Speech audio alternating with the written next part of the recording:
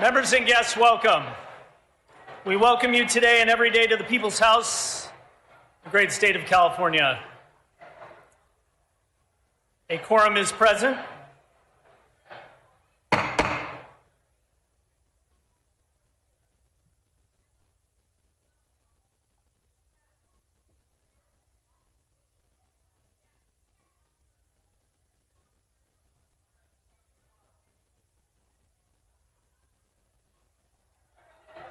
Thank you, members.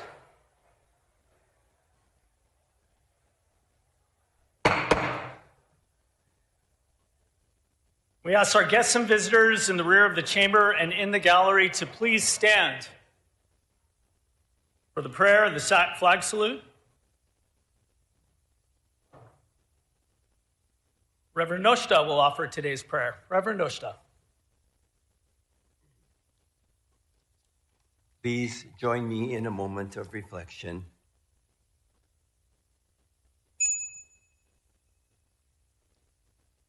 It is interesting, Confucius said, one who wishes to teach or to lead others should play music for 4 hours a day.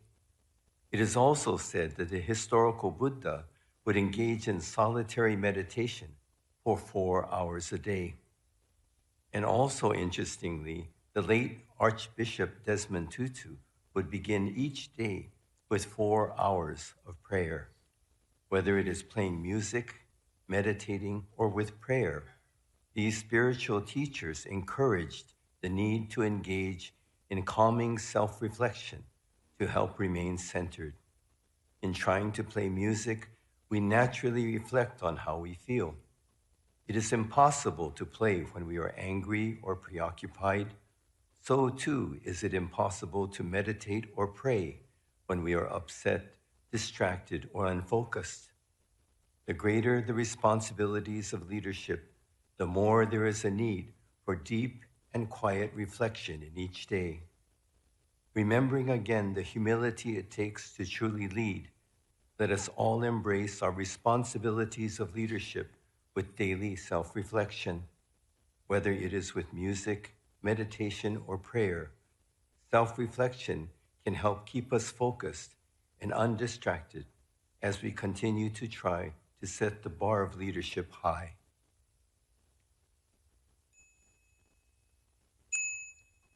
Namo Amida Butsu. Let us try to live with kindness and gratitude beyond words.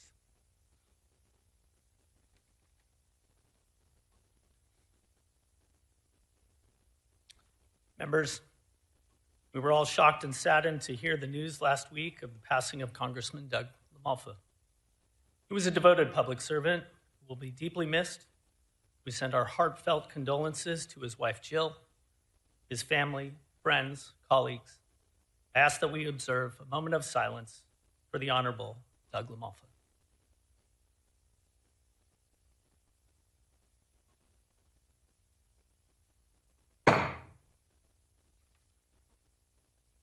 Now we ask our guests and visitors to remain standing and join us in the flag salute. Assemblymember Quirk Silva will lead us in the Pledge of Allegiance. Members, as we begin the year of 26 and the year of our birthday, 250 years of our great country, America, let us salute our flag with robustness and with reflecting on the meaning of our flag salute. Ready? Begin. I pledge allegiance to the flag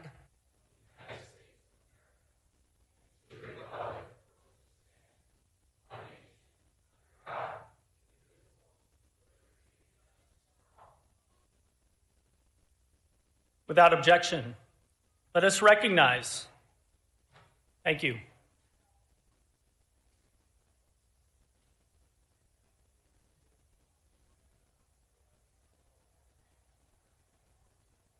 Thank you, everyone.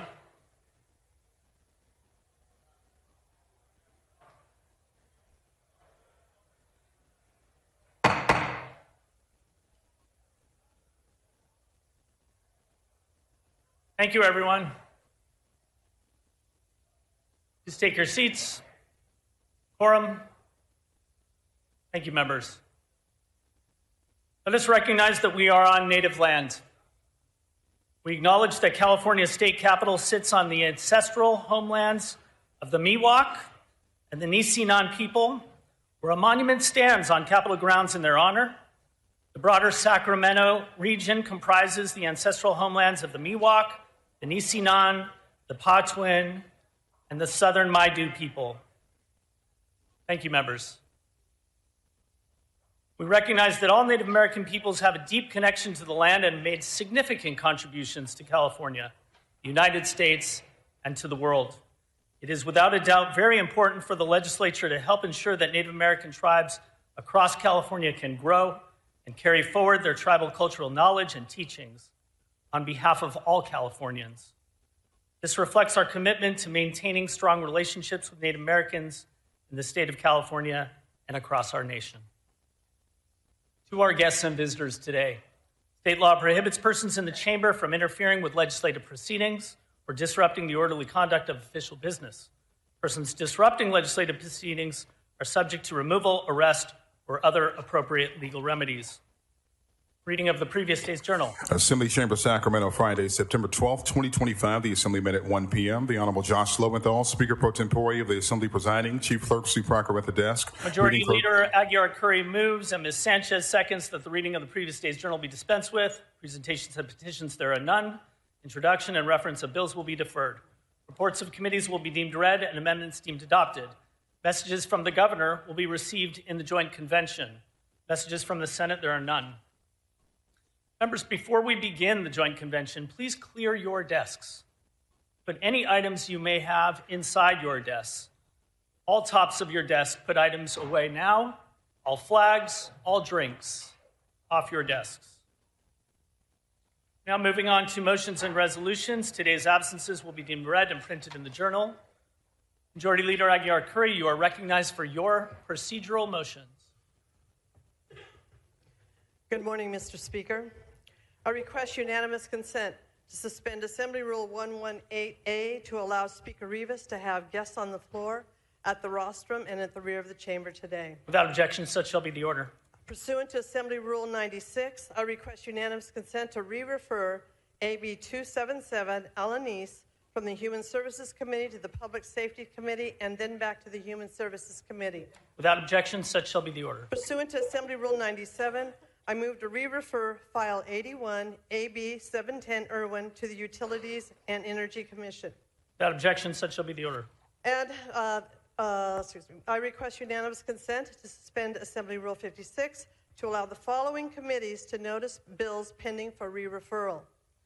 Housing and Community Development Committee to notice AB 739 Jackson for their hearing on Wednesday, January 14th, pending re-referral from the Business and Professions Committee.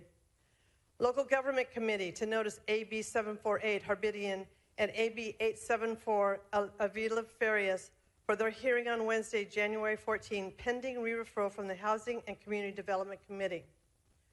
Human Services Committee to notice AB 277 Alanis for their hearing on Tuesday, January 13, pending re-referral from the Public Safety Committee. Human Services Committee to notice AB 673 Jackson for their hearing on Tuesday, January 13th, pending re-referral from the Education Committee. Water Parks and Wildlife Committee to notice AB 946 Bryan for their hearing on Tuesday, January 13th, pending re-referral from the Natural Resources Committee. Arts and Entertainment, Sports and Tourism Committee to notice AB 892 Schultz for their hearing on Thursday, January 15th, pending re-referral from the Water Parks and Wildlife Committee. And for the Judiciary Committee to notice the following bills for their hearing on Thursday, January 15th. AB 501 Pappen and AB 871 Stephanie, pending re-referral from the Banking and Finance Committee. AB 634 Jeff Gonzalez, pending re-referral from the Health Committee. AB 1159 Addis, pending re-referral from the Privacy and Consumer Protection Committee. And AB 1382 Castillo, pending re-referral from the Business and Professions Committee. Without objection, such shall be the order. At the request of the author, I am giving a one-day notice to remove item A-20 AB 362 Ramos from the inactive file. Clerk will note. Without objection, motions and resolutions are now concluded. Members, we are now going to recess the regular session as guests arrive for the joint convention.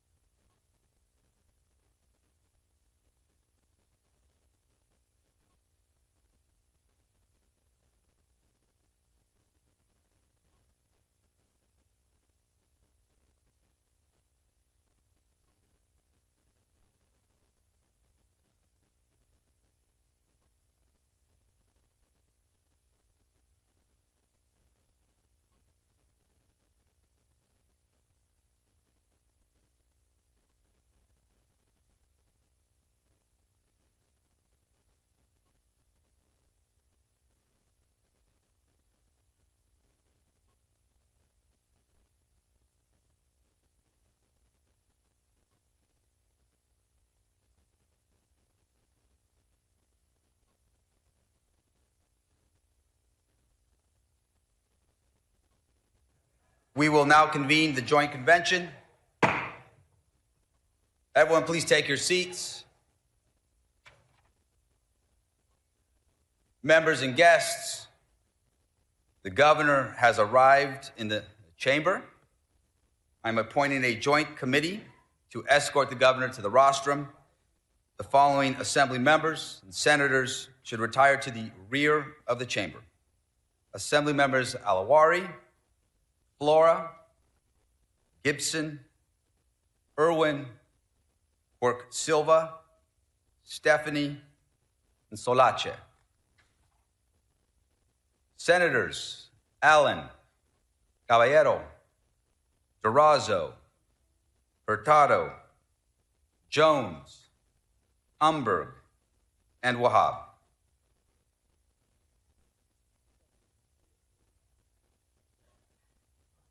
Members and guests, please welcome the 40th governor of the great state of California, the Honorable Gavin Newsom.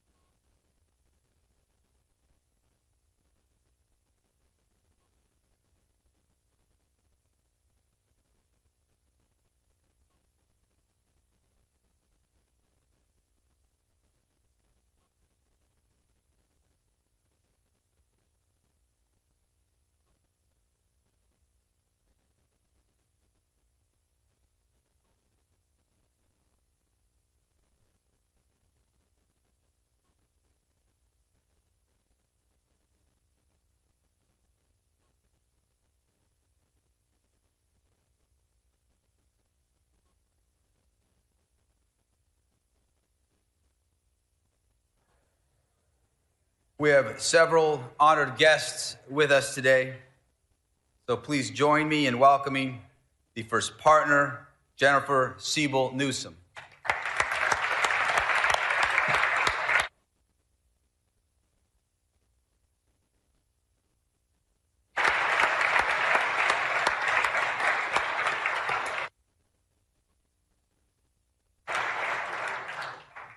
Please join me in welcoming the constitutional officers of California, Lieutenant Governor Eleni Kounalakis,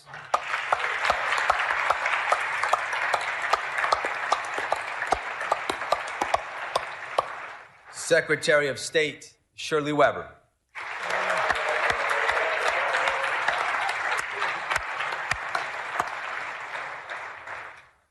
Treasurer Fiona Ma,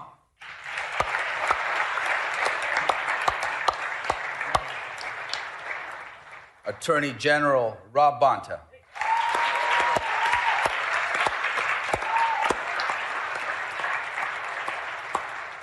Superintendent of Public Instruction Tony Thurman,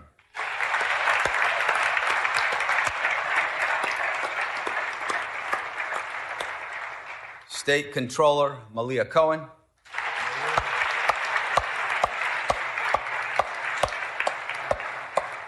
and with us today from the Board of Equalization from District 2, Sally Lieber,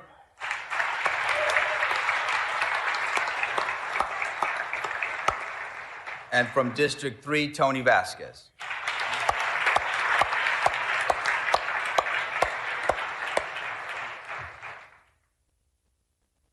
Please join me in welcoming the justices of the California Supreme Court, the Chief Justice Patricia Guerrero,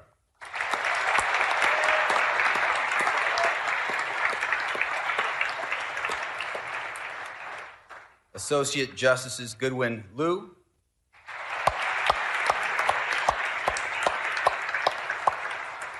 Leandra Kruger,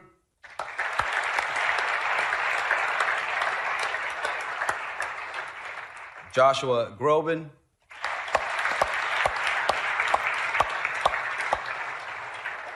and Callie Evans.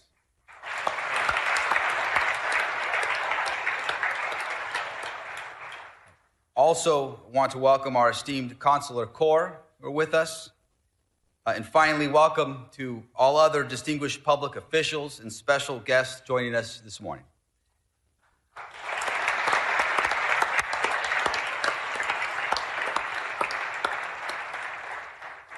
And before we start this morning's proceedings, I want to begin by calling for a moment of silence. A moment of silence to honor Renee Nicole Good, a U.S. citizen murdered by ICE yesterday in Minneapolis, and for the countless immigrants who have been detained, who have been denied due process, and are being held without charge in deplorable conditions across our country.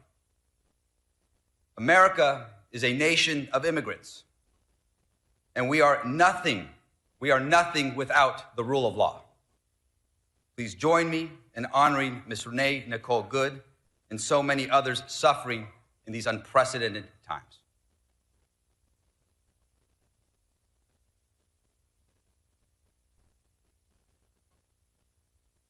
Thank you.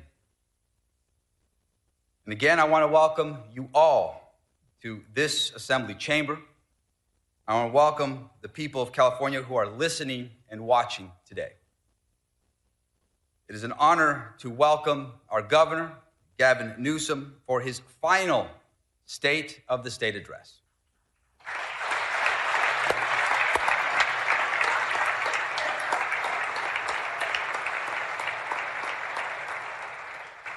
So, Governor, your bold, trailblazing leadership has strengthened opportunity, and it's helped shape California's future for generations to come. On behalf of everyone gathered in this chamber today, we extend our sincere gratitude.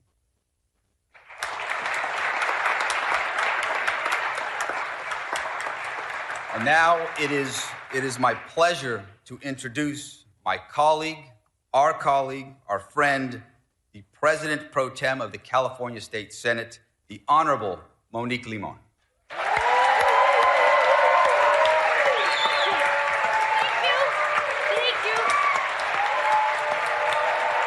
Thank you.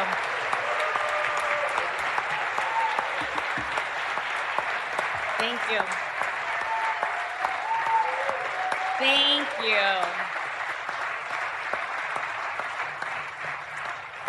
Thank you so much. Thank you, Mr. Speaker, for that introduction and for bringing all of us together. My Senate colleagues and I have the honor to be here in the Assembly chambers to hear our governor's vision for his last year leading our great state. The Senate stands ready to work in partnership with the Assembly and our governor to advance the lives of almost 40 million Californians who call this great state home. And now, as the 50th President Pro Tempore of the California State Senate, it's my honor to introduce the first woman elected to serve as Lieutenant Governor, the Honorable Eleni Koulounakis. As a former U.S. ambassador, her leadership is rooted in diplomacy and collegiality, something these challenging times call for. And here, in her role as Lieutenant Governor, she has shaped to ensure that Californians have greater access to housing, education, and healthcare, priorities that my Senate colleagues and I share. Please help me in welcoming the 50th Lieutenant Governor for the state of California, Eleni Koulounakis.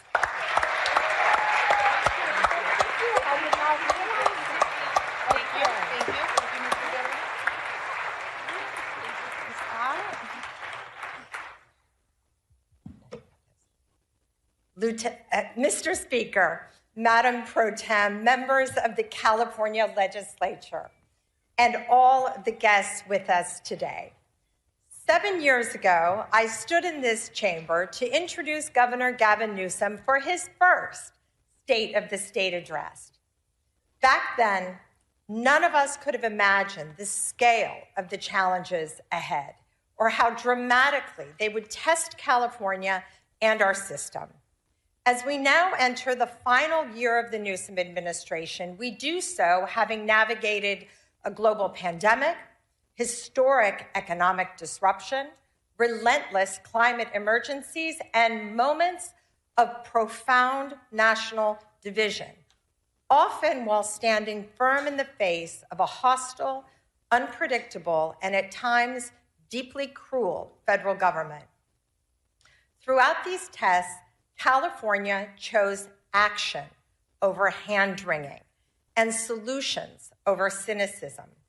We protected workers and small businesses in the depths of crisis. We rebuilt our economy much faster than expected, and we made historic investments in education, housing, healthcare, and climate action. At a time when people across the country and around the world are questioning whether democratic institutions can still solve big problems, California's experience offers a clear answer. This morning's State of the State is not just a preview of the year ahead.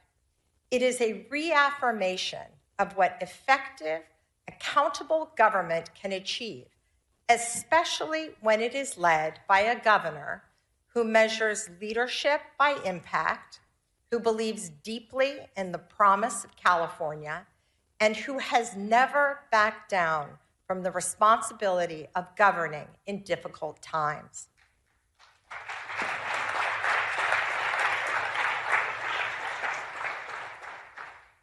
Governor, I'd like to also take this opportunity to thank you for the partnership you created between us and our offices. It is a rare accomplishment. And I am especially grateful for the trust you placed in me to serve as your representative for international affairs and trade.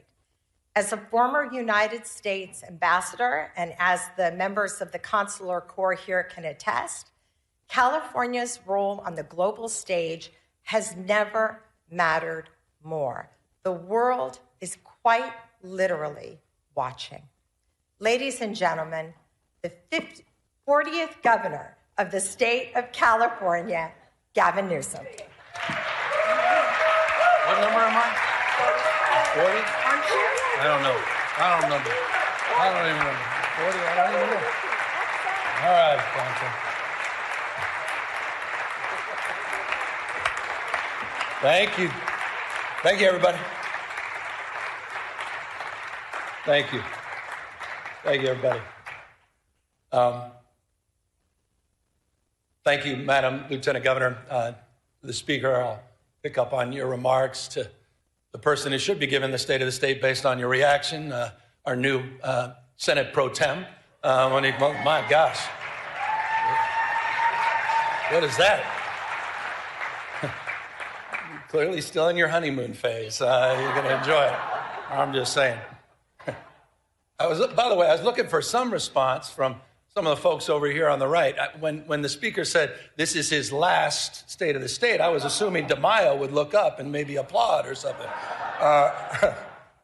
So hopefully a few of them are shaking their head. They're looking forward to this. The sad thing for you, you're going to have to endure about 45 to 50 minutes of this. And I say endure because we're all in this together, including myself. The reason I haven't been back here in a few years is, as you know, I have no problem speaking, and perhaps, sometimes a little more long-windedly than people like.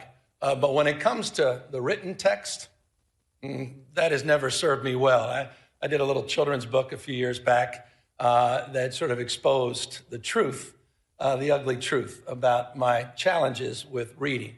I'm not shy or, embarrassed about my 960 SAT score, but I am a little bit about my inability to read the written text. And so it's always been something that I have to work through and I'm confronting. And so I say that with grace.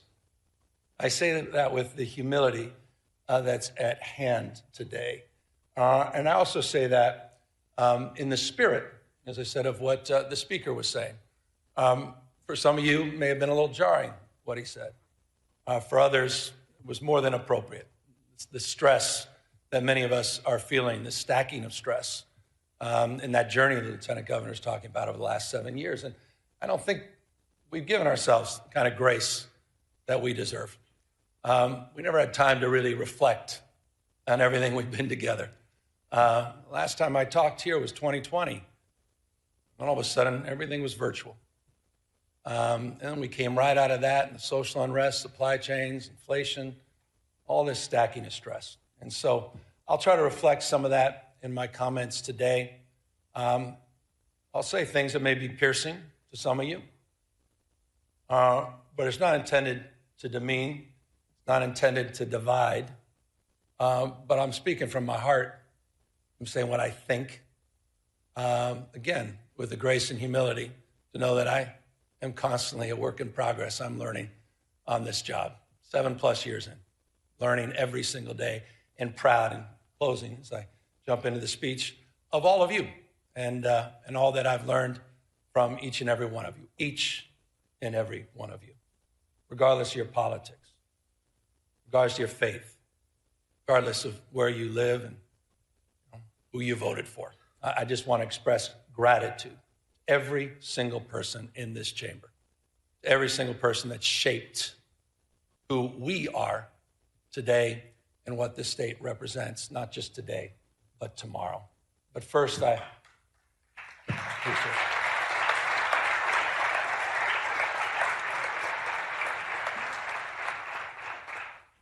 Speaking of shaping things, I've been thinking a lot about, your final speech. Think about your life. Think about your journey. Think about the things that shaped you. And I'll begin a little bit with that, about having spent nearly my entire life, now almost 6 decades, along the rivers of this remarkable state, from my youthful days on the upper American River with my dad to my time with my own children downriver, not too far from here.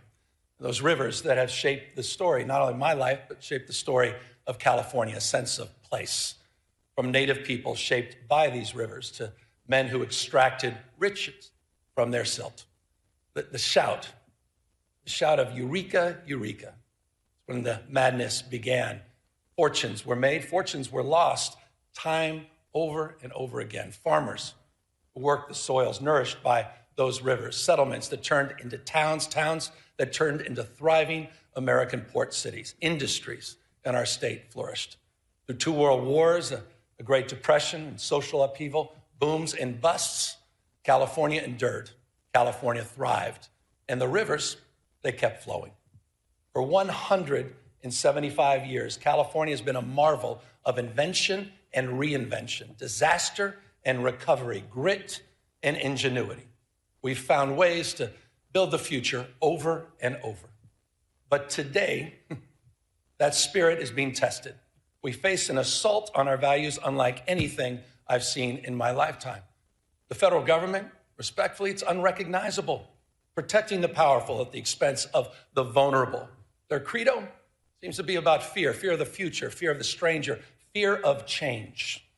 In Washington, the president believes that might makes right, that the courts are simply speed bumps, not stop signs, that democracy is a nuisance to be circumvented, secret police, businesses being raided, windows smashed, citizens detained, citizens shot, masked men snatching people in broad daylight, people disappearing, using American cities as training grounds for the United States military, purposeful chaos emanating from 1600 Pennsylvania Avenue, shifting a tax burden from the wealthy, from billionaires to small businesses, ranchers, farmers, and the middle class, lining the pockets of the rich, crony capitalism at unimaginable scale, state capitalism, self-dealing, profit-making, not policy-making, rolling back rights, marginalized communities, rewriting history, censoring historical facts.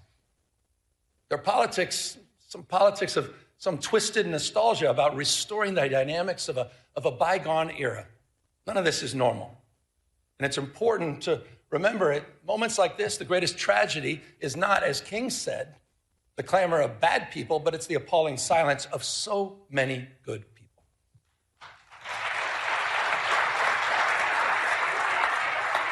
Not normal.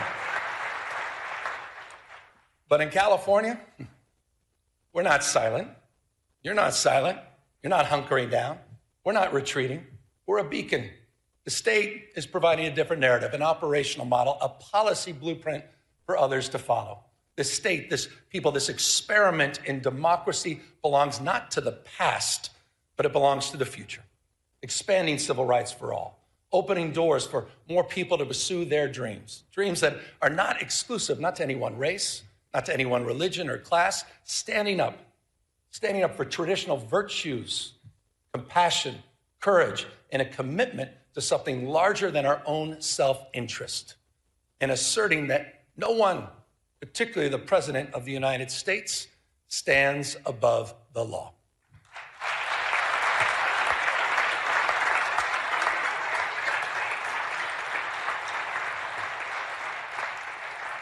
We've gone to court. We've gone to court. We've gone to court to protect our people, pushing back against this executive overreach. 52 lawsuits have been filed, funded by you, by the way, in the special session that all of you led. And as a consequence, point of pride for our Attorney General, as a consequence,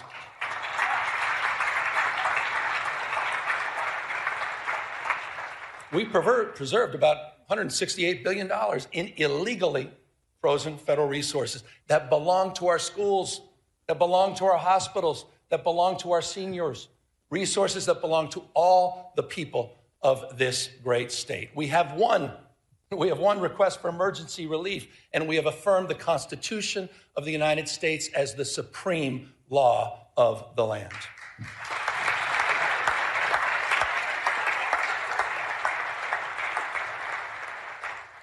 I say this with respect, but mindful. But Mr. President, you can't cut off critical food assistance for millions of people. You can't send the military into American cities without justification. And you cannot cruelly and illegally cut off funding for medical research, homeland security, or disaster response. That is wrong. That is wrong. And you have all stood up. You have all stood up. Our Attorney General has stood up. Our Speaker has stood up. Our Pro Tem has stood up. All of you, on behalf of all people in our state. Proud of that. You should be proud of that.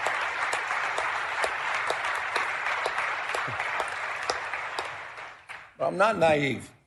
You know, if we're going to keep the faith for the California spirit, we got to do more than just resist what is wrong. We got to keep building what's right. We're not defined, we all know this, we're not defined by what we're against, we're defined by what we're for, opportunity and dignity, derangement syndrome. Look at this state to tear down, try to attack all our progress, but we know the truth. California's success is not by chance, it's by design. We've created the conditions where dreamers and doers and misfits and marvels with grit and ingenuity come to build the impossible. We became a destination for the world's first-round draft choices, the best and the brightest who come here from all over the world for riches and new beginnings. And I'm not just talking about the tech CEOs and the founders in Silicon Valley or the producers and writers in Hollywood. I'm talking about the mechanics in Modesto, the farm workers in Salinas, and the police officers in El Centro. That's what we do, first-round draft choices. No state, simply no state in America that contributes more, none, to the American greatness. No state builds more ladders to success or sees around more corners. The biggest manufacturing economy constructed here. The most productive agricultural economy grown here. 18%. 18%.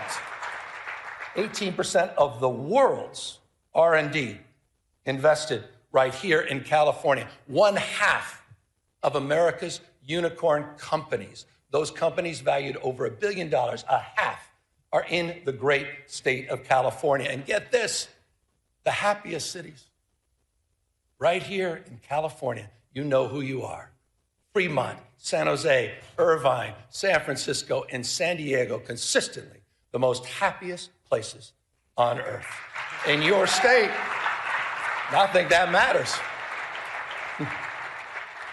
And it's interesting, isn't it? Those cities, they have so much in common, don't they? And that's proximity.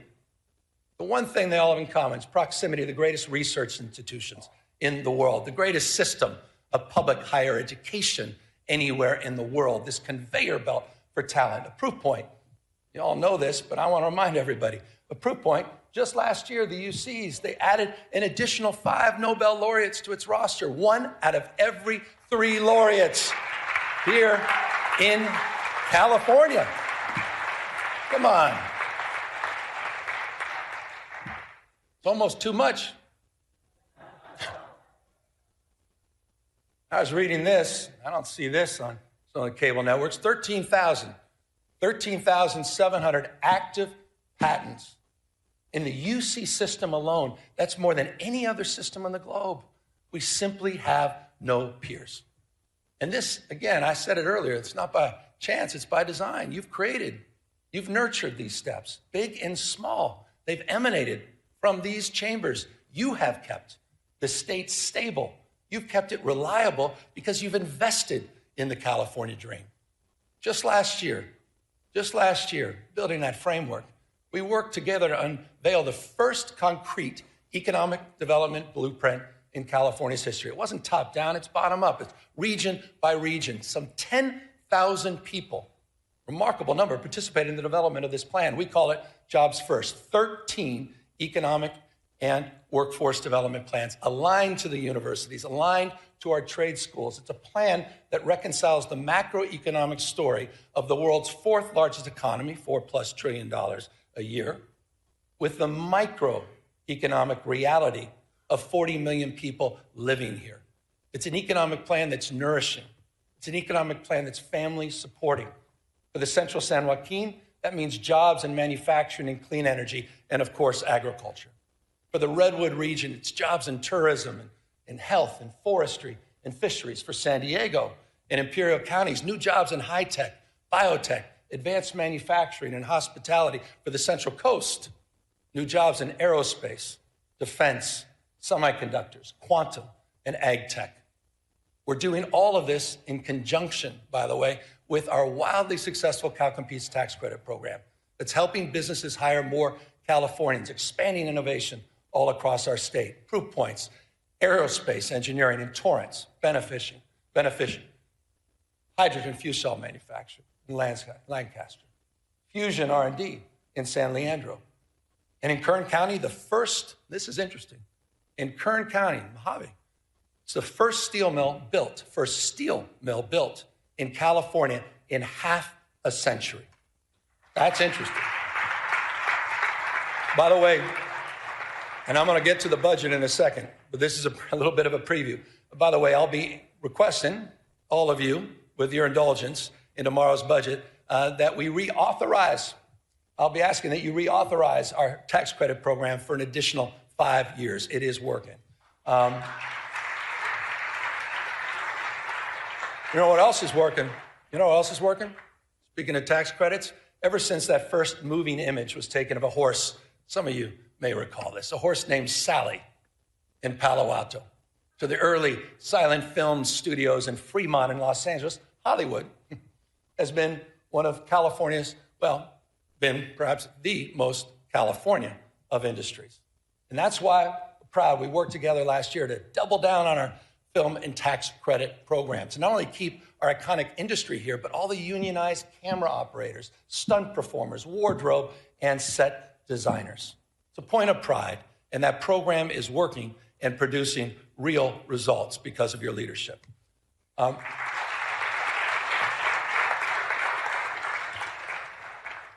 as we support our proud past, we also need to make investments in our economic future. We're defining the next decade and beyond through robotics and fusion and space and quantum and artificial intelligence. And speaking of which, I understand it goes without saying that no technology holds more promise, also and more peril to jobs, our economy, to our way of life than artificial intelligence. Bottom line is the tech genie's out of the bottle. The question is not whether change is happening, it is. The question is, what values will guide us into this new frontier? And that's a question you're answering, that we are answering. Last year, we worked together on landmark legislation to create the nation's first rules for responsible, ethical, and safe use of AI. Regulations that provide guardrails that balance risk and opportunity. This was a consensus effort and a template for the nation where you may have just seen, just recently, New York State adopted our approach, your approach here in California, and made it their own. That's California leadership. We're leading the way in this space. It's how we're shaping the future. And it's a unique combination, isn't it, of conscience and capital, entrepreneurial and innovative spirit that encourages risk-taking but discourages recklessness. Policy that creates predictability so investors have confidence and innovators have space to dream and do. Compare that to this carnival of chaos on the national stage. All these mini dramas that we have to deal with hour by hour, this sort of vapid day trading with real world consequences. No more striking than that big, beautiful bill. I want to remind everybody what it means to all of us here in California. That big, beautiful bill is putting 1.8 million Californians at risk of losing their health insurance. 2 million facing premium increases. 2 million. Cuts in food aid poised to impact some 375,000 Californians. And for what? For what? All to benefit the top 10% of this country. People already own 2/3. Top 10%, 2/3 of the household wealth. Plutarch. Brown quoted Cincinnatus in his last speech. I'll quote Plutarch. Said the imbalance, said this almost about 2,000 years ago. He warned the Athenians. Imbalance, 2,000 years ago. The imbalance between the rich and the poor is the oldest and most fatal ailment of all republics. Think about that. 2,000 years ago. It's just not sustainable. It's not. Understanding the lessons of the past, California, all of us, we've marched the beat of a different drum. We built one of the most progressive tax systems in the nation. One that asked high income residents to pay a little bit more without punishing those that are making a little bit less. Think about this, and I hope folks over here think about this. There are 11 states in the United States of America that tax their middle wage earners more than the state of California. There are 16 states in the United States of America that tax their low wage earners more than California taxes its high wage earners. So the question to all of you, who are the high tax states? Just consider Texas. Just consider Florida, the two most regressive tax states in America. They're hammering their low-income earners. They're hammering them more than their wealthiest. Who are the high tax states? California stands for fairness. And by the way, it's not just in our tax code and our tax policy in more ways than one. And that's why I was proud. I was proud to work with all of you last year, proud to work with the legislature to raise the minimum wage for fast food workers in this state to $20 an hour. And also, that's a point of pride. And how about those healthcare workers? The highest minimum wage in the United States of America, working with you at $25 an hour. But there's some of you probably thinking, oh, well, that's just too bad. We should be like Alabama, maybe South Carolina, maybe like Tennessee. 20 states now across this country that keep their minimum wage at $7.25 an hour. Come on. Hasn't been raised in nearly 2 decades, the federal minimum wage. Try to pay rent, try to raise a family, try to pay for an education on $7.25 an hour. Comes down to a simple question, doesn't it? Who do you stand for?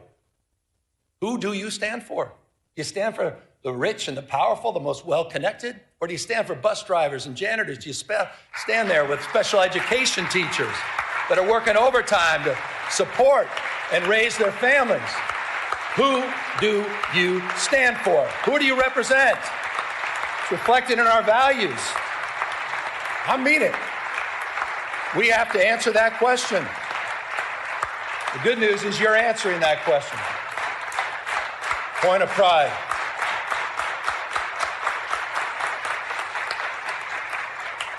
California way. I mentioned special education. Let's talk about our educators. I'm proud to submit a budget, a little bit of budget speech now. I'm proud to submit a budget tomorrow that has the most significant investments in California's education history. That's a fact. That's happening tomorrow. But this may interest some folks, what I'm about to say. It will be a general fund budget of $248.3 billion. But this is interesting. You may want to write this down. It includes revenues that are $42.3 billion higher than we forecasted. $42.3 billion higher. Why? Why? Because our economy's growing. Our population's growing. Why? Because of the energy and daring of entrepreneurs that are growing and dominating in the industries of the future.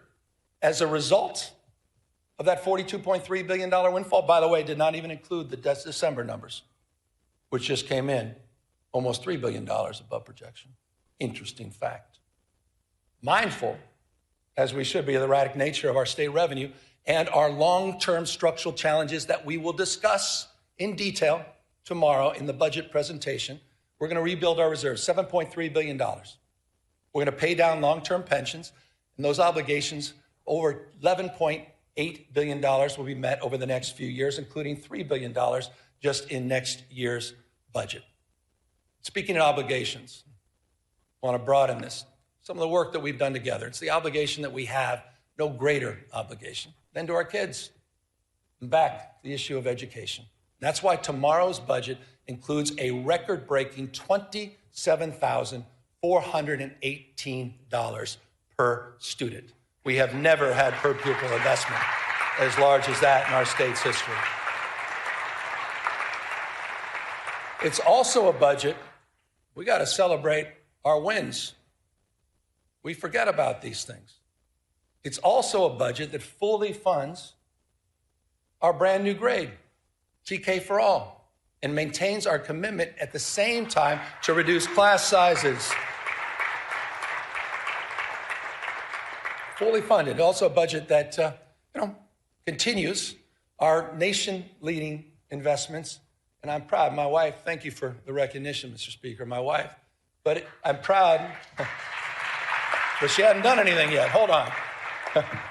But I'm proud of her advocacy and your advocacy, making sure we continue to lead the nation in our investment in school meals.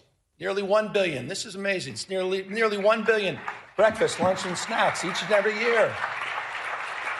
We're going to take that to the next level. And it's also, this budget's going to advance the nation's most expansive and audacious plans to eliminate ultra-processed foods at the same time from our cafeteria. California is leading in that space.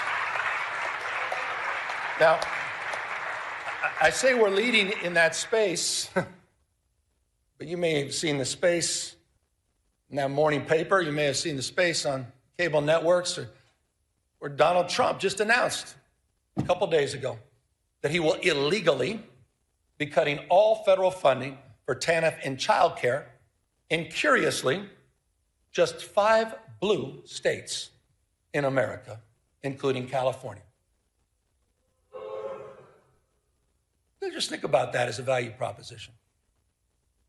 I'm glad no one applauded that.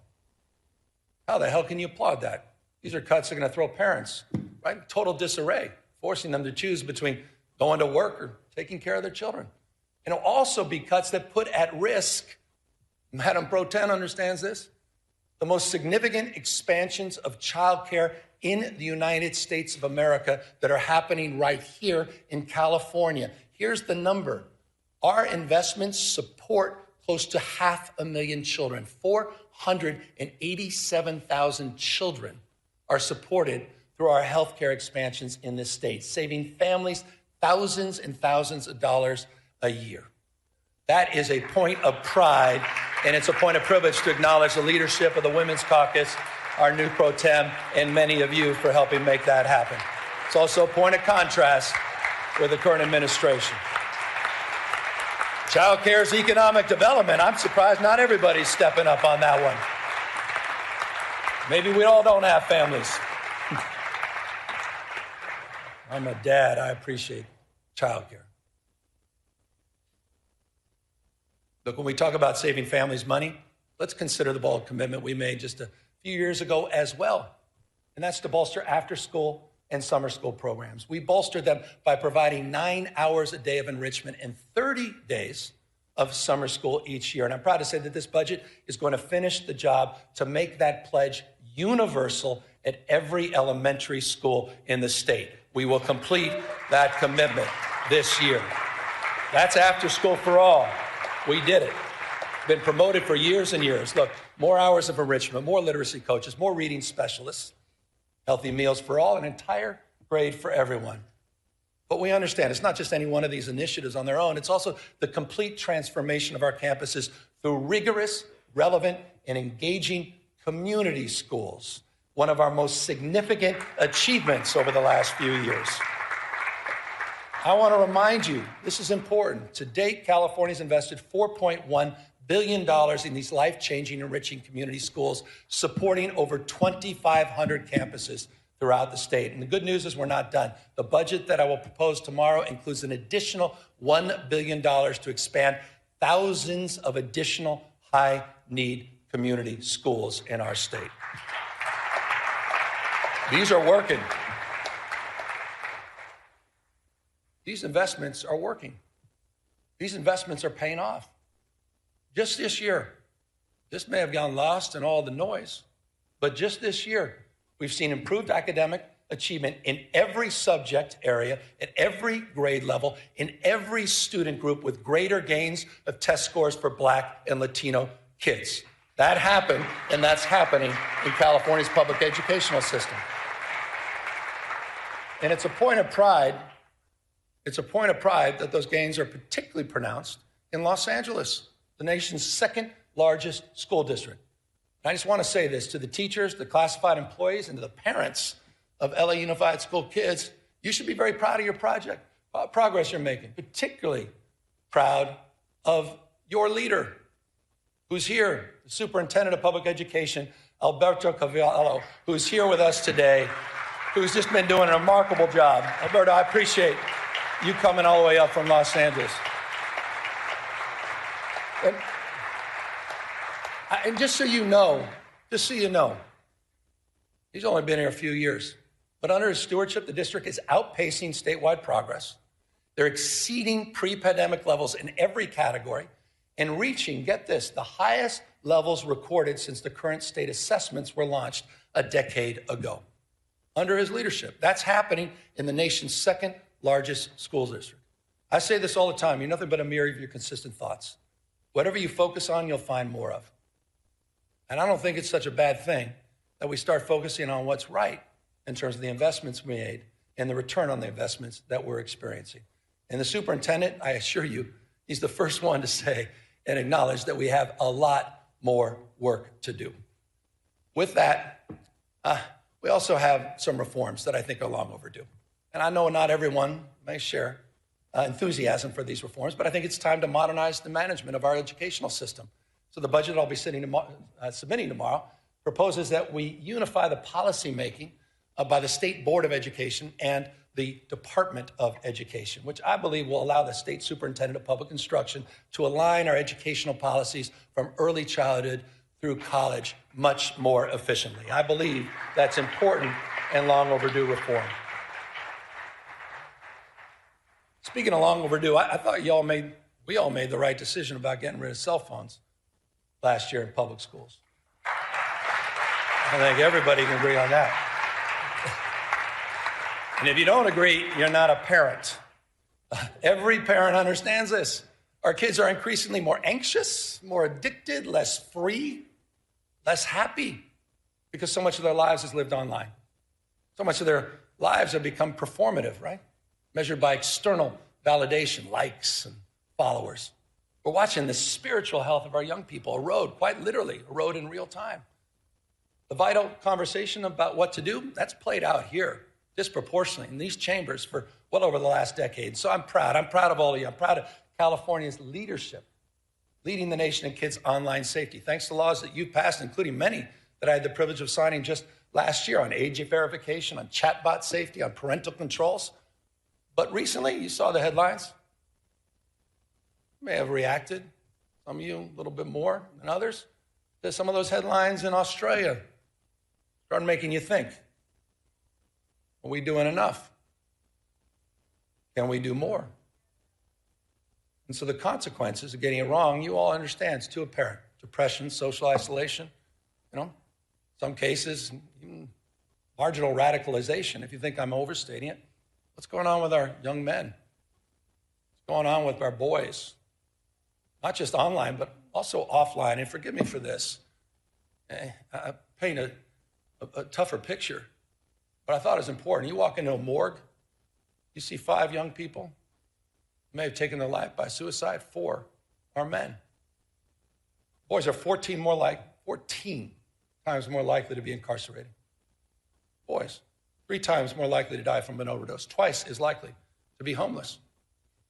1 out of 7 men doesn't even have one friend.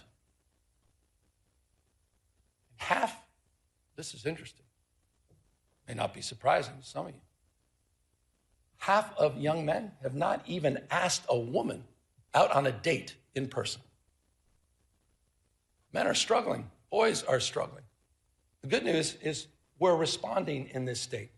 I was proud to recently issue an executive order that, among other concrete actions, creates a new service challenge. We call it the Men's Service Challenge. We're calling on 10,000 young men to step up as tutors and mentors and coaches and leaders in their communities.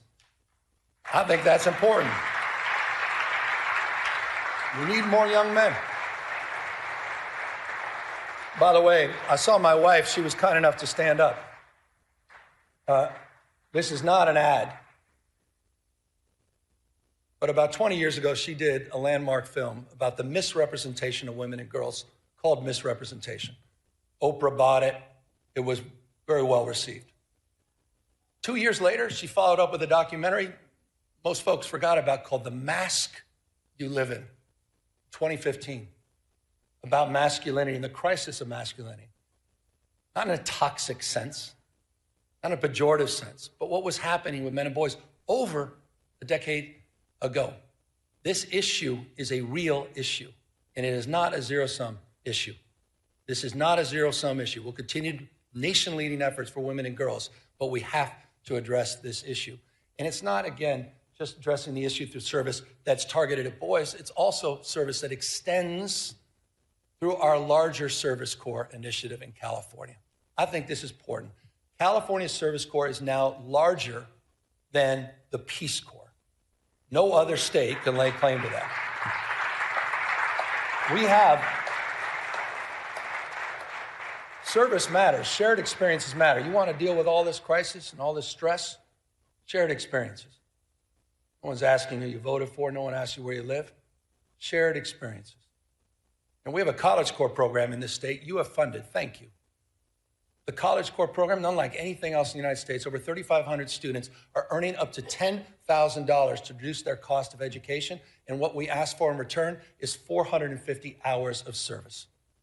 Service, I'm a Sarge Shriver guy. Service, he said, is the heart and soul of what binds us together. Helping personal character, helping with friendships, as well as helping with careers. And on the career front, I also want to highlight something that you funded. I want to highlight the progress you've made. I want to thank you for the commitment. We created the state's first master plan for career education. It was a 3-year process. We just recently completed it. It creates these seamless, debt-free pathways from school to high-paying jobs with or without college experience. We're integrating new training, strengthening these regional partnerships, and building a new career digital passport so people can track their skills. We set a goal of 500,000 apprenticeships by 2029. Today, we have exceeded that goal. Over 600,000 earn and learn opportunities, more than any other place in the country, have been funded by all of you in this chambers. That is a big accomplishment. No other state can lay claim to that. Apprenticeships matter. And these are folks in the skilled trades, right? These are the electricians and the laborers and the carpenters. And by the way, they're already at work strengthening and building the physical foundations of our state. Right now, in the state of California, we are building more infrastructure projects than at any other time since Governor Pat Brown. That is a fact. It's a fact. And by the way, we've got a website called build.ca.gov. And you'll see when you go to that website, into your districts, into your community, you'll see the progress. $109 billion currently underway, more than 28,000 separate projects supporting over 200,000+ jobs to strengthen this state.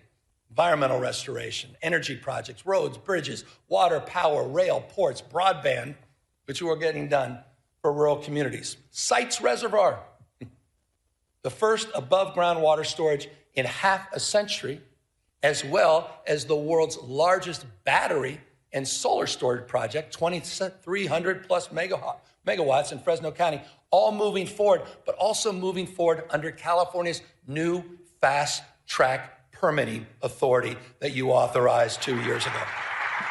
Getting it done and getting it done faster.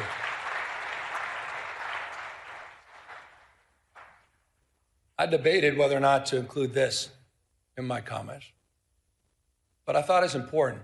My gosh, how about mis and disrepresentation? How about mis and disinformation?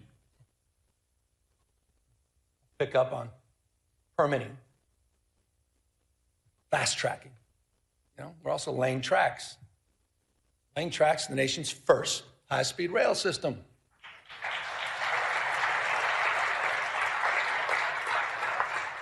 You want to do well in the future, you got to invest in the future. We want a 21st century transportation network. Full environmental clearance is done. We built over 50 major structures. More than 60 miles of guideway have been completed, ready for immediate track lane in the Central Valley.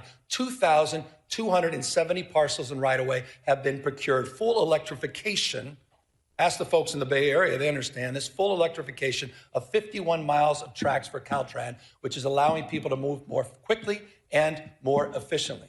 We're connecting some of the fastest growing places in our state, and I'm proud of this. I'm proud of Fresno. I'm proud of Madera. I'm proud of Bakersfield. Those are communities we shouldn't be talking down to. Those are communities we shouldn't be talking past. This is one of the great economic investments in those regions of our state, and will make commute times shorter and make life more affordable for the people of the Central Valley, and they deserve it.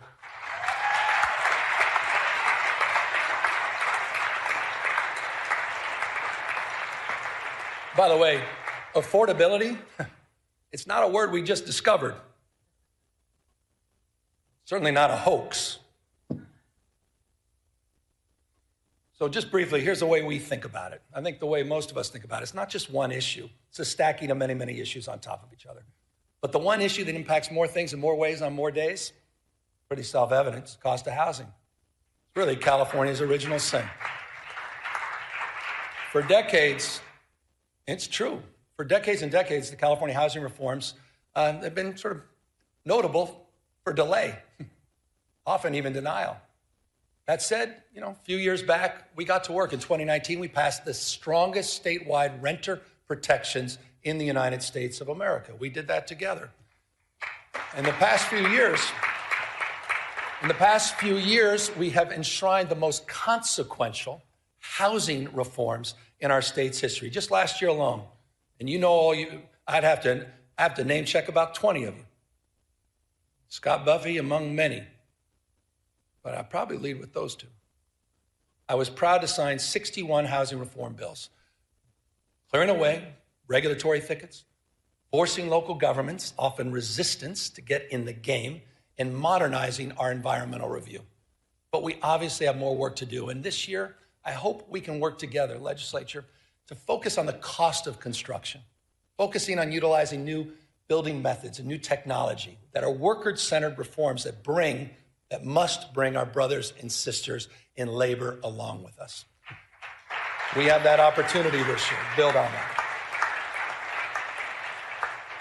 There's another area that also requires our I think, urgent attention, and that's the institutional investors that are snatching up homes by the hundreds and thousands at a time.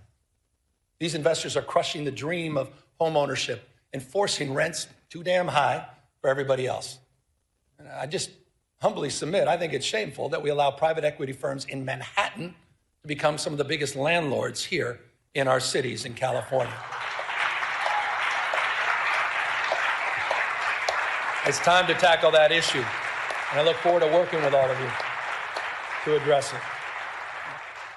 So in the next few weeks, I've heard from a number of you on this, and I think there's some bills in this space. I look forward to working with the legislature to combat this, at the end of the day, it's just monopoly, monopolistic behavior, and strengthen accountability, level the playing field for working families. And that's going to mean more oversight and enforcement, and it potentially is going to mean changing some of our state tax code to make all of this work. Look, Malia liked the word tax. Housing is just one component. Housing is one component on this stack of affordability challenges that we face. And that's why our stack of solutions has included more than tripling the earned income tax credit in this state and providing some $7.6 billion back into the pockets of people since 2019. We've created the Young Child Tax Credit, the Foster Youth Tax Credit, new programs that we created together. And I'll remind you, we increased paid sick leave and paid family leave, allowing eligible workers, this is important, just went into effect, to receive up to 90% of their wages while they're raising and supporting their families. Few states in America are doing that. Through all of these programs, through all of these targeted tax credits, these rebates and program expansions, the average California family now saves $18,000. Not insignificant, $18,000. But I also am mindful and recognize that the new cost of eggs is now your energy bill. The number one driver, by the way, number one driver of your increased energy bills over the last decade has been the cost of hardening our infrastructure and other wildfire-related costs. Respectfully, significantly, not exclusively driven by climate change. That's why I was proud to work with all of you to extend our nation-leading Cap and Invest program for another 2 decades. But when we did this, we were mindful of this crisis as it relates to utility bills. And we provided in that extension close to $60 billion in rebates for your monthly energy bills. This legislature did that. That is a meaningful accomplishment to address the issue of affordability. We also worked across our differences, finally, after years and years, to come up with a new energy market, a regional energy market that will also increase reliability at the same time it lowers energy bills. By the way, one of the things that's not high, interestingly, unsurprisingly in California, is our uninsured rate. 6.4%, it's among the nation's lowest. In addition to our healthcare expansion, no other state has done more in that space. We also subsidize some 370,000 people to help bring down the cost of their health insurance through Covered California. But respectfully, it's not good enough just to subsidize healthcare costs. We need to lower them fundamentally. And we're doing just that. Working together through our CalRx program, we launched our own generic drug label. Just last week, we released and launched a insulin pen at just $11. No other state can lay claim to that. It is now available to Californians. By the way, it's just like we did with naloxone last year and other life-saving drugs. So it's in that spirit that we focused on reforms, including in our mental health and homeless space. And I want to just acknowledge, when I got here,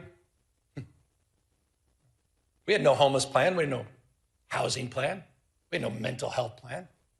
There's no accountability. There was little investment. Not a knock, it just wasn't the focus, the priority of Sacramento. It was the responsibility of cities and counties. I know this intimately as a former mayor. When I was mayor, I never thought about calling Arnold Schwarzenegger and say, what the hell are you doing on homelessness? Wasn't even in my consciousness. It was responsibility exclusively of cities and counties. That has fundamentally changed. We crafted new statewide programs. Just think about this. Don't forget about it. You funded Home Key. You funded Project Room Key that together have taken, quite literally, PolitiFact this, 72,000 people off the streets by converting hotels and motels and other properties into long-term housing. And by the way, we're seeing results. We're seeing results. Early data just compiled. You may have seen this. We just released it. Early data shows, and this is the important number, unsheltered homeless,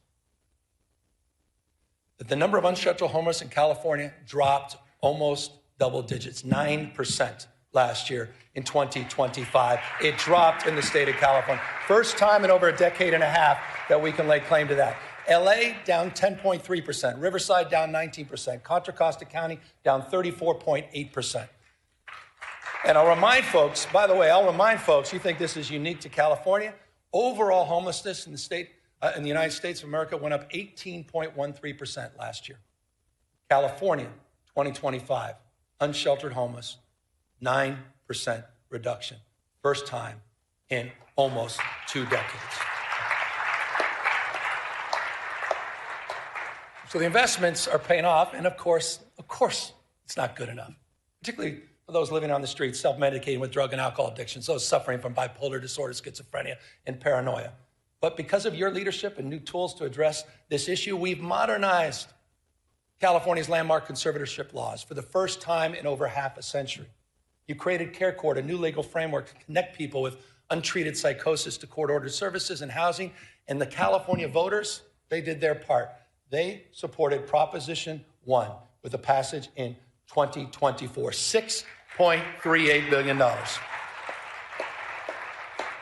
Here's a brief update for folks that just think this is all going to go away on its own and we don't have to make investments. In just 18 months since the voters approved that program, we've already approved 70% of the new treatment beds and slots that were promised under Prop 1. It's the fastest distribution of bond money in California's history.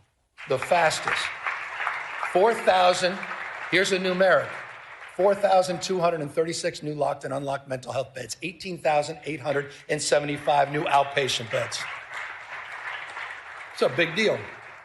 And on July 1st, in just a matter of months, this year we'll implement the second phase of Proposition 1 by redirecting $1 billion a year in annual mental health funding for housing and treatment for people living on the streets, providing counties what they've been asking for.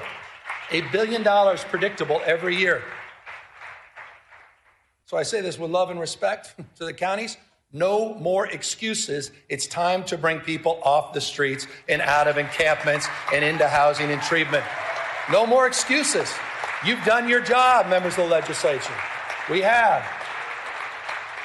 No more. State vision is realized locally. Localism is determinative. Just is. Period. That doesn't mean our hands are clean. No one's naive about that. And that's why just since 2021, the state has removed, with your support, some 19,000 encampments. And we've worked with providers all across the state to get over 61,000 people out of those encampments and into services. We're seeing results, making streets safer for everyone, fully recognizing that quality of life is at the core of so much of the frustration people feel about our state. And when it comes to quality of life, when it comes to public safety specifically, let's talk about the facts.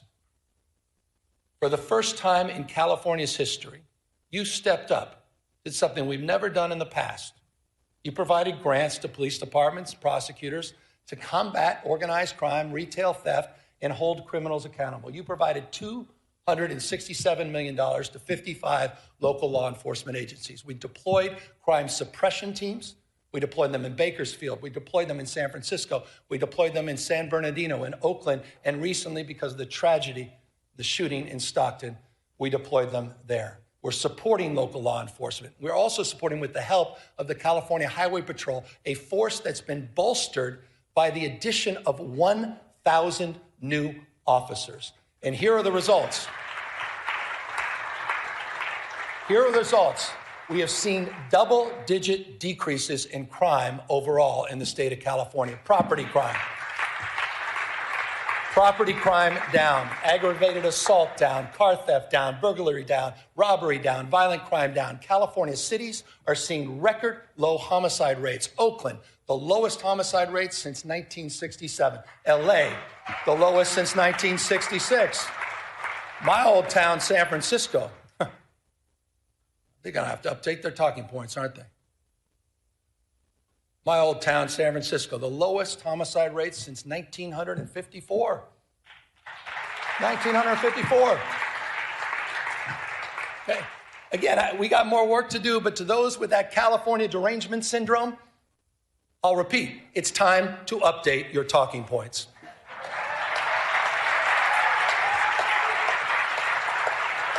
You guys have been working hard at this. No one's walked away from public safety. You guys have been leaning into public safety. We didn't turn a blind eye to this. We invested in it. We did the hard work. We didn't sit by and moralize it. We didn't talk about it. We leaned in. You leaned in. And you're producing real results all throughout the state of California. Proud of that. Look, California remains the most blessed and often cursed place on earth. Profound natural beauty, prosperity, profound natural disasters, testing our spirit, testing our resources. I want to close with two things here. I was down in Belém in Brazil at COP30 recently. It was a climate conference. By the way, the U.S., nowhere to be found. We were a footnote. The United States was a footnote. China, close to 800 delegates. United States, not one, not even a note taker. I want to remind everybody, China today manufactures industrial policy, manufactures 70% of the world's electric vehicles. They're flooding the global market with increasingly high quality and inexpensive cars. And I just want to say this clearly, so it explains a little bit about our rationale. This is not about green power. This is about economic power. They are dominating the space. They're locking in markets. They're locking in supply chains. They're locking their influence all across the globe. They're cleaning our clock. But in California, we're not bystanders. We've already seen 7 times more clean energy jobs than fossil fuel jobs in the state of California. And last year alone, the 4th largest economy in the world, using 100% clean energy, 4th largest economy in the world, was run on 100% clean energy for at least a part of 9 out of 10 days. Think about that. It's unprecedented. Unprecedented. Almost 9 out of 10 days. 2/3 today, 2/3 of our energy comes from clean sources. Solar, hydro, comes from wind, and geothermal comes from nuclear power. And just last year, California finally ended its use of any coal-fired power. None. We're in the how business. We're proud to be in the how business, and we understand something that increasingly people are starting to understand, at least people that are open to argument, interested in evidence. That climate risk is financial risk. That climate risk is becoming uninsurable. That's why in California, we're making our homes and communities more resilient to heat and fire. That's why we're working with our insurance commissioner. A lot of work to do here. Talk about grace. Working with our insurance commissioner to protect homeowners from unpredictable rate increases and cancellations. We became the first state, together, we became the first state in the country to require insurers to lower insurance for home hardening upgrades. That is not the case in any other state. And in the last few months, this is important, in the last few months, 6 insurance companies announced their commitment to remain in or expand coverage here in California. Again, a lot more work to do. That was important. That was an important milestone. You saw it, Farmers and Mercury and some of the AAA affiliates. Important milestone. We have more work to do. Fully implement the commitments we laid out in the sustainable insurance strategy, and more work to do to hold insurance companies accountable for meeting their obligation to insure in high-risk areas throughout the state of California.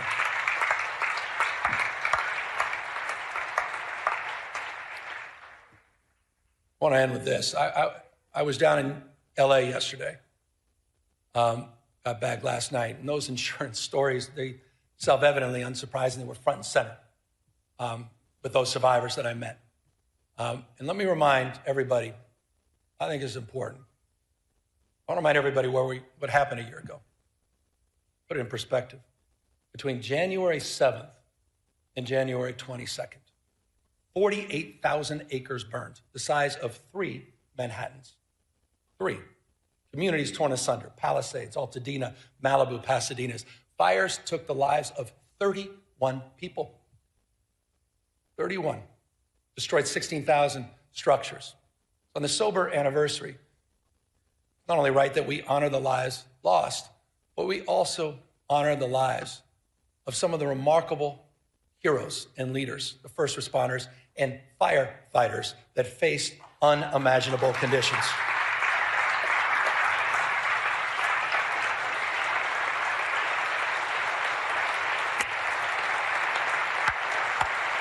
Some of you were there. You saw it.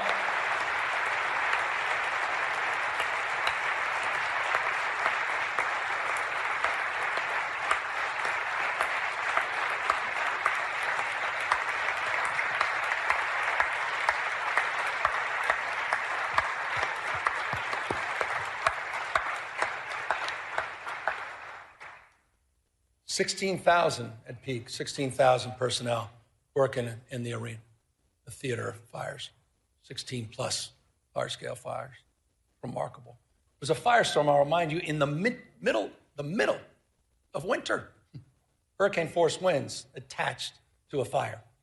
What they did, I don't need to say it, you just demonstrated, it was miraculous, it was heroic. They battled these impossible conditions in the wind and in the dark, flying dangerous night missions over the firestorm. CAL FIRE, as you saw a moment ago, is in the audience, but you know who else was up there? And thank you for applauding them, the community groups and the business owners. And most importantly, can you just stand up? And I'd ask you all to stand up again. the survivors of the Eaton and Palisades fires. Would you all just stand up? And thank you for your courage. Thank you for your resiliency. Thank you for your strength. We haven't forgotten about you. We won't forget about you. You said we had your back, and we mean it. Thank you. Thank you.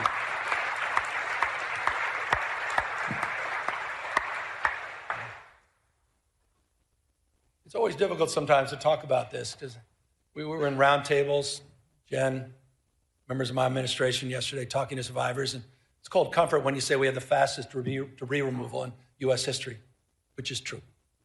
Fact. We provided mortgage relief.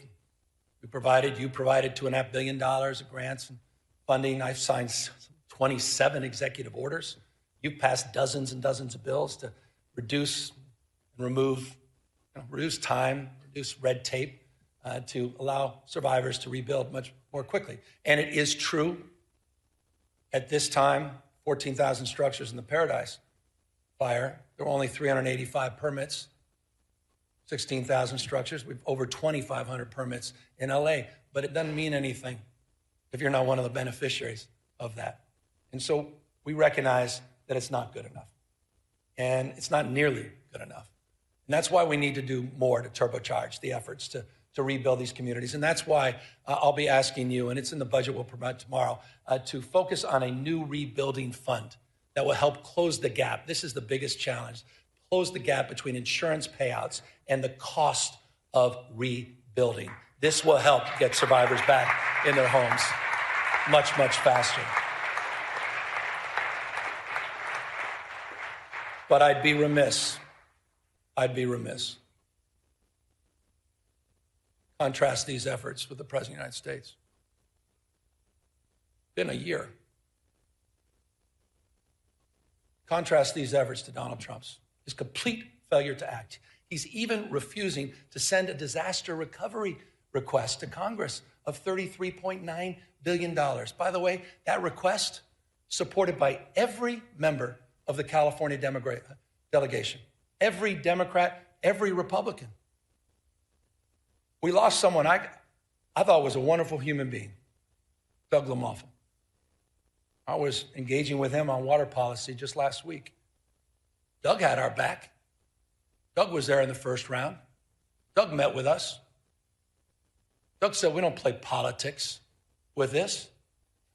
It's time for the President of the United States to act like the President of the United States, all the United States of America, to fulfill his promises that he made, to deliver for the people of Los Angeles. It's time for the President of the United States to do his job, not turn his back on Americans that happen to live in the great state of California. He was there. We were there for you in Paradise.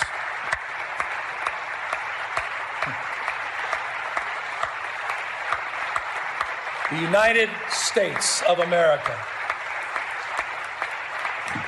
The United States of America.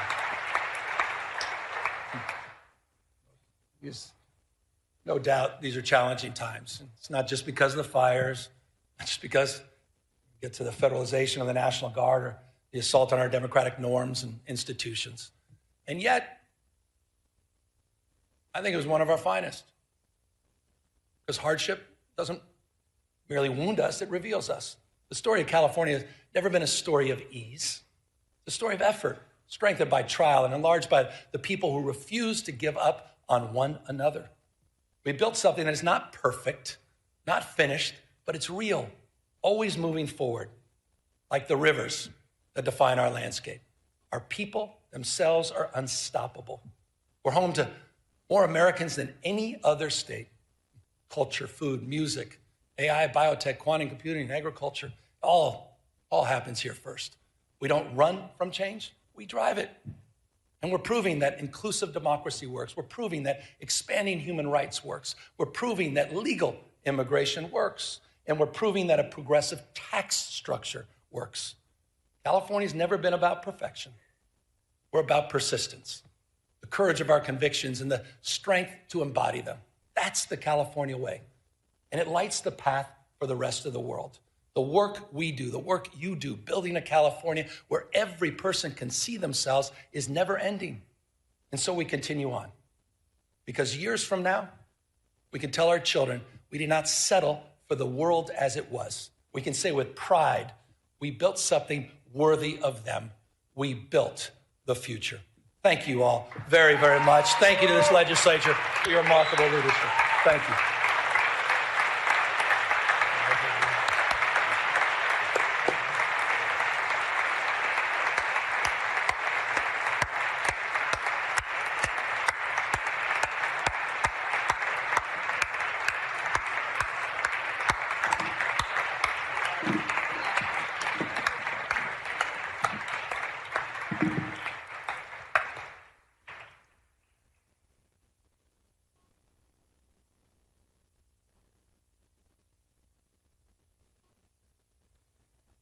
We thank you, Governor Newsom. Without objection, the Governor's State of State address shall be printed in the Journal as a special appendix, a separate appendix. The joint convention is adjourned sine die. Members and guests, please remain in place while we allow the Governor to depart the chamber.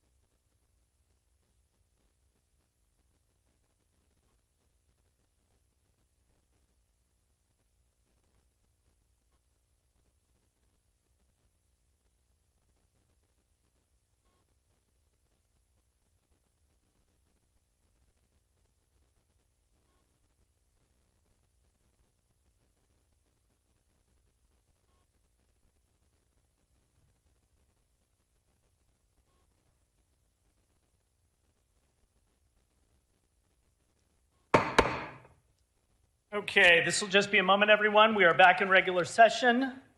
Moving on to announcements, I'm ordering the Assembly desk to be held open for the introduction of the budget bill. Session schedule is as follows. Friday, January 9th, no floor session, no check-in session. Monday, January 12th, floor session at 1 p.m.